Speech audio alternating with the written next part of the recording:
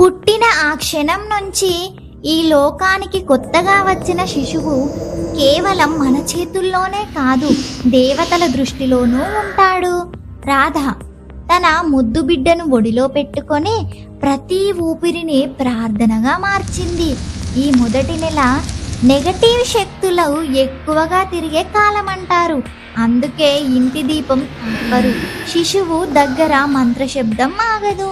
నిద్రలో ఉన్న ఆ చిన్న ముఖం చుట్టూ ఒక కనిపించని రక్షణ వలయం ఏర్పడుతుంది. రాధకు తెలుసు, ఇది కేవలం తల్లి ప్రేమ కాదు, ఇది దేవతల కాపలా. ఈ నెల శిశువు మాట్లాడడు, కానీ దేవతలు అతని తరపున మాట్లాడుతుంటారు. అందుకే ఈ మొదటి నెలను రక్షణ కాలం అంటారు. ఇది శాస్త్ర విశ్వాసాలు మరియు సాంప్రదాయాల ఆధారంగా చెప్పబడింది.